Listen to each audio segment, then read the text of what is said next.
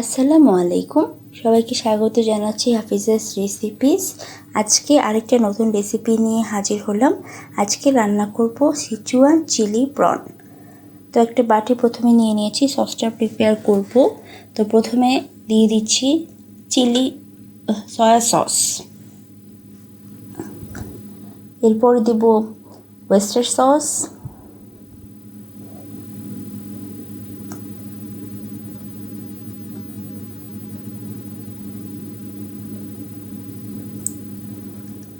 তারপর মধু তথা হানি,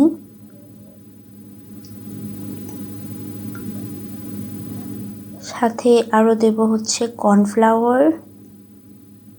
আমি এখানে 1 চা চামচের মতো কর্নফ্লাওয়ার দিচ্ছি, আর দেব সয়াবিন তেল। তারপর একসাথে মিক্স করে প্রথমে একটা সিচুয়ান সস বানিয়ে নিচ্ছি। বলতে পারেন এটাই হচ্ছে রেসিপির মূল ইনগ্রেডিয়েন্ট। এরপর সাথে নিয়ে নিয়েছি চিংড়ি তথা প্রন, আর নিয়ে নিয়েছি কাঁচামরিচ, আদা এসব। তারপর আরেকটা বাটি নিয়ে নিয়েছি, এটাতেও কাজ আছে। তো যেটা করছি হচ্ছে আমি চিংড়িগুলোকে বাটিতে ট্রান্সফার করে নিলাম।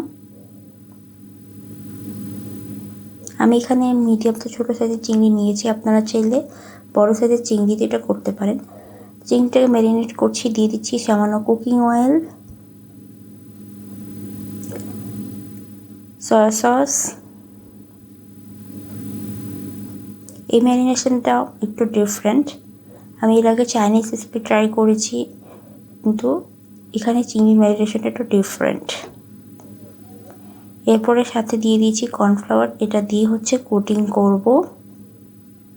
কর্নফ্লাওয়ারটা মেশানোর পর এটাকে অবশ্যই 10 থেকে 15 মিনিট রেস্টে রাখতে হবে সর্বনিম্ন। সর্বোচ্চ রাখলে আপনি আধা ঘন্টা পর্যন্ত রাখতে পারবেন।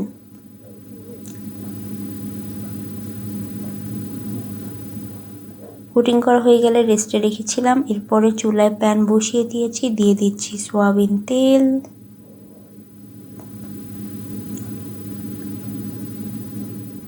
এই জায়গায় আপনারা চাইলে কুকিং অলিভ অয়েলও ব্যবহার করতে পারেন। বাংলাদেশ হিসেবে দেখা যায় যে আমরা সয়াবিন তেলটা আমাদের বাসায় অ্যাভেলেবেল থাকে, তো সেটা দিয়ে হচ্ছে ইউজুয়ালি রান্না করি। তেলটা গরম হয়ে গেলে এখানে যে চিংড়িগুলো আমি ম্যারিনেট করে রেস্টে রেখেছিলাম সেগুলো আগে তেলে দিয়ে দেব।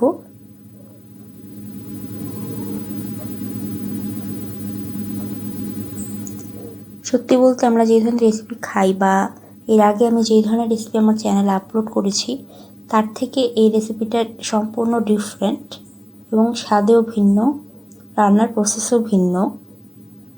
আপনারা পুরোটা ভিডিও দেখলেই বুঝতে পারবেন। হ্যাঁ, এখানে একটু এরকম ডার্ক রেড অথবা একটু ব্ল্যাকিশ কালার আসবে। আমরা যে সস দিয়েছি এটার কারণে এটা হবে, ভয় পাওয়ার কিছু নাই।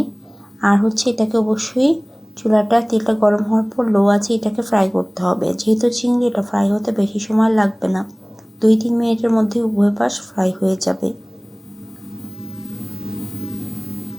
এরপরে ফ্রাই হয়ে গেলে এটাকে ওভারকুক করা যাবে না, তার আগেই হচ্ছে উঠিয়ে নিতে হবে।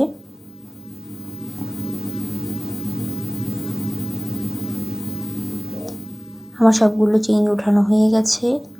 তারপরে যে অবশিষ্ট তেলটা ছিল ওখানে দিয়ে দিচ্ছি রসুন, আদা আর হচ্ছে শুকনা মরিচ।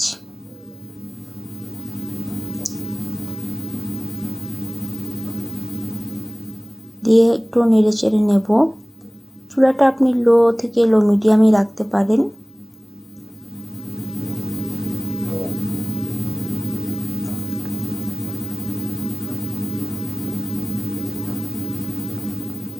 এটা যতক্ষণ না ফ্লেভার ছাড়বে ততক্ষণ পর্যন্ত কুক করতে হবে। প্রায় 3 থেকে 5 মিনিট এটাকে এরকম রান্না করতে হবে লো আছে।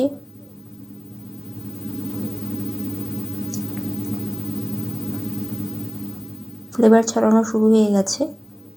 এখন দিয়ে দিচ্ছি ভেজে রাখা চিংড়ি। খুব বেশি উপকরণ কিন্তু এই রান্নায় দরকার হবে না, কিন্তু যে উপকরণগুলোই দেবেন সেটাই হচ্ছে আপনাকে ওই পরিমাপ বুঝে দিতে হবে, এই আর কি। আর সস যে প্রিপেয়ার করবেন ওটার সময় একটু সাবধান থাকতে হবে, বা দেখে শুনে ইনগ্রেডিয়েন্টসগুলো মিক্স করতে হবে, এটাই, খুব কঠিন কিছু না। এবার হচ্ছে যে সসটা আমি প্রিপেয়ার করে রেখেছিলাম, সসটাকে দিয়ে দেব। তার আগে হচ্ছে সসটাকে একটু মিশিয়ে নেব, যাতে নিচ থেকে যদি জমাট বেঁধে যায় সেটা হচ্ছে একেবারে সলিড হয়ে আসে। ব্যাস, সসটাকে ঢেলে দিলাম,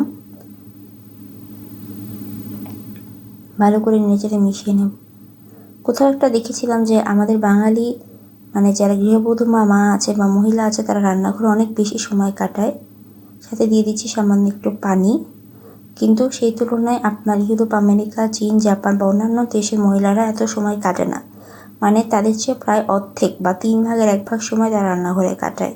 সো এখন যখন আমি রেসিপিগুলো ট্রাই করছি, তখন আমি বুঝতে পারছি যে আসলে ওরা খুবই ইজি এবং স্বল্প উপকরণের রেসিপি ট্রাই করে থাকে। এটা হচ্ছে ওদের স্বাস্থ্যের জন্য ভালো, আর রান্না করতেও ইজি, কারোর ওপর খুব বেশি চাপ পড়ে না। আমি চাইনিজ, ইটালিয়ান, কন্টিনেন্টাল বিভিন্ন জিনিস ট্রাই করেছি, বাট আমাদের এশিয়ান কুইজিনে দেখা যায় হচ্ছে এরকম ভারী ভারী খাবার, তেল মশলাযুক্ত খাবার প্রচলন বেশি। তো কথা বলতে বলতেই হচ্ছে আমার সব রান্না রেডি, আর তেমন কিছুই লাগবে না। ব্যাস, এবার এটাকে নামিয়ে জাস্ট সার্ভ করে নেব। তো এই ছিল আমার আজকের রান্না। আশা করি আপনাদের ভালো লেগেছে। সিচুয়ান চিলি প্রন, নতুন একটা রেসিপি। নামটা কঠিন হলেও রান্নাটা কিন্তু মোটেও কঠিন না। আশা করি আপনারা এই রেসিপিটি বাসায় ট্রাই করবেন এবং কমেন্ট করে জানাবেন যে আসলে কেমন হলো। আবারও দেখা হবে আপনাদের সাথে নতুন কোনো ভিডিও নিয়ে। সবাই ভালো থাকবেন, হাফিজাস রেসিপির সাথে থাকবেন। আল্লাহ হাফেজ।